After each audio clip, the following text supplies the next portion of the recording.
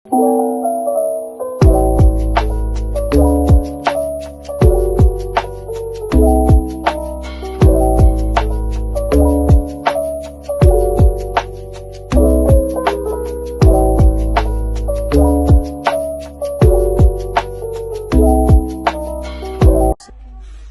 dasar administrasi pendidik. Definisi administrasi. Dasar administrasi pendidik. Secara etimologi, ad dan ministro di dalam bahasa Latin berarti melayani, membantu, dan memenuhi.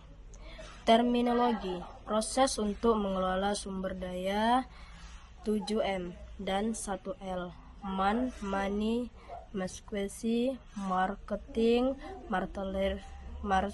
material, minutes, deformation.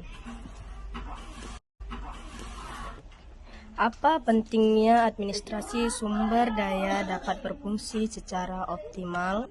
Nah, di sini saya akan menjelaskan jika suatu lembaga ataupun organisasi tidak menerapkan konsep administrasi, maka sumber daya yang kita sebutkan tadi tidak akan dapat berfungsi secara optimal dan maksimal. Bahkan sumber daya tersebut bisa saja menjadi momok dan waktu yang sewaktu-waktu bisa meledak dan bisa menghancurkan lembaga ataupun organisasi tersebut.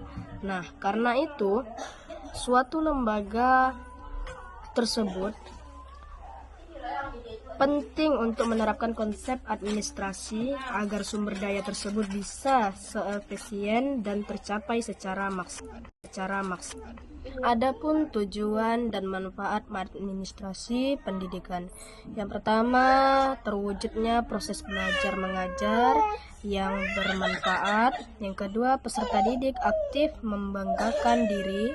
Yang ketiga, memiliki kompetensi manajerial. Yang keempat, untuk mencapai tujuan pendidikan secara efektif dan efisien. Yang kelima, masalah mutu pendidikan teratasi dan mencintai citra positif pendidikan. Yang terakhir, perencanaan pendidikan merata bermutu, relevisi atau akuntabel. Fungsi administrasi pendidikan. A. Plan, merencanakan yang berkait dengan sumber daya 7M. Dan B. Organisasi, memikirkan cara mengelola sumber daya. Yang ketiga, motif, memotivasi agar sumber daya dapat berjalan. Selanjutnya, D. Kontrol, mengatur dan mengelola sebaik mungkin agar sumber daya dapat dipakai. Selanjutnya ada definisi profesi.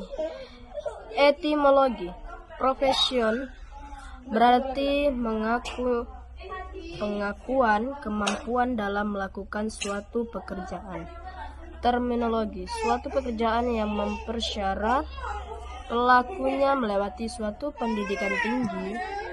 Pelaksanaan tugas memerlukan keahlian dan teknik-teknik tertentu.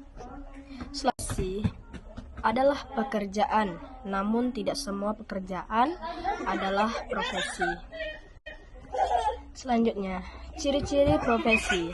1. Memiliki fungsi sosial yang signifikan. Kedua, menuntut keterampilan tentu melalui proses pendidikan dan pelatih khusus. Yang ketiga, didukung oleh ilmu tertentu. Yang keempat, memiliki kode etik profil sebagai pedoman